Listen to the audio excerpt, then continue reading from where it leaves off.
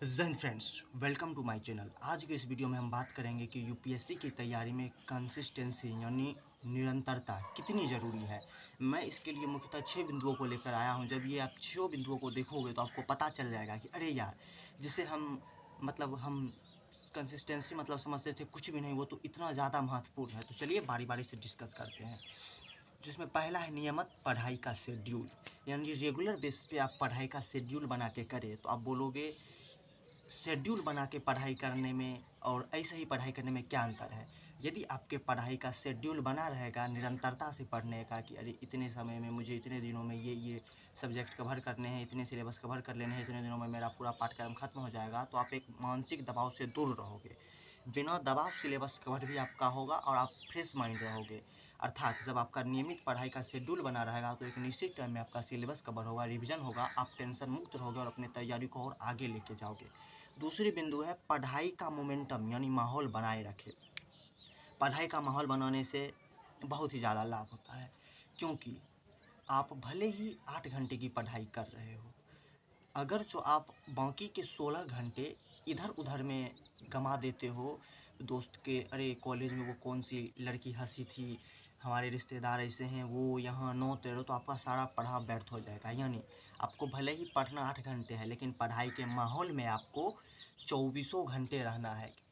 चौबीसों घंटे रहना है, चाहे आप भले ही पढ़ाई 8 घंटे की कर रहे हो। दूसरा है revision and practice. Revision and practice के लिए मैं एक सेपरेट वीडियो इस चैनल पे डाला हुआ हूँ, आप इसे ज़रा ध्यान से देखिएगा।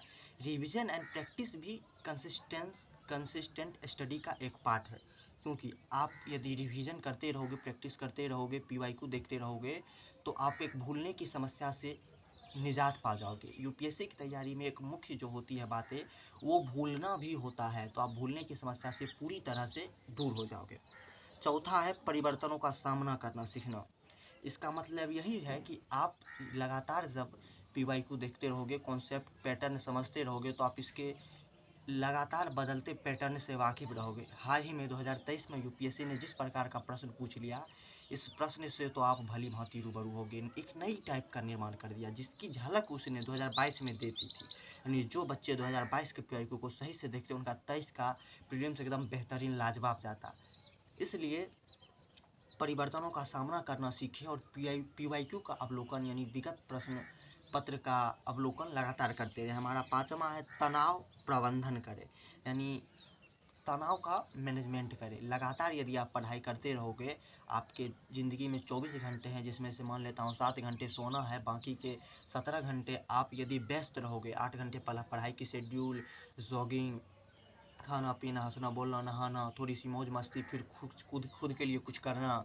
तो जब आप लगातार व्यस्त रहोगे और साथ में आप अपना मैनेज तो टेबल पढ़ाई का शेड्यूल को तो कर ही रहे हो, तो आप हमेशा व्यस्त रहोगे और समय से आपका सिलेबस भी खत्म होगा, सारे काम होंगे, तो आप तनाव फ्री रहोगे, माइंड पूरी तरह से फ्री रहेगा। और हमारा छठा और आखिरी है कि लंबी चुनौती। ये बोलोगे लंबी चुनौती क्या है? कि यूपीएससी इज़ ए मैराथन। ये कोई छोटी-मोटी गलियों का रेस नहीं है, जो आप कुछ महीनों में या कुछ चंद दिनों में दौड़ के जीत जाओगे। This is a marathon. 1 साल, 2 साल, 4 साल, 5-5 साल भी लगते हैं। तो यदि आप कंसिस्टेंटली स्टडी नहीं करोगे, तो ये मैराथन आपके जीतने के लिए असंभव सा हो जाएगा। ये एक मैराथन है, इसमें मैंने 6 पॉइंट बताई।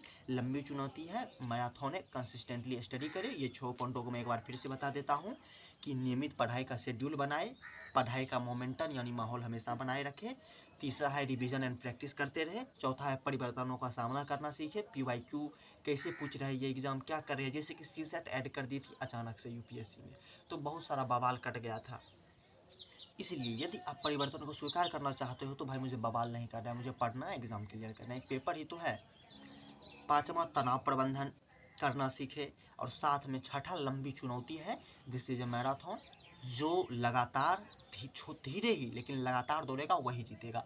आशा करता हूँ वीडियो आपको समझ में आई होगी और पसंद भी आई होगी। पसंद आई होगी तो वीडियो को लाइक कर दीजिएगा और हाँ, चैनल को सब्सक्राइब जरूर कर दीजिएगा और दोस्तों के साथ साझा भी कर दीजिएगा। जय हिंद, वंदे मातरम। मिलते हैं अगले वीडियो में।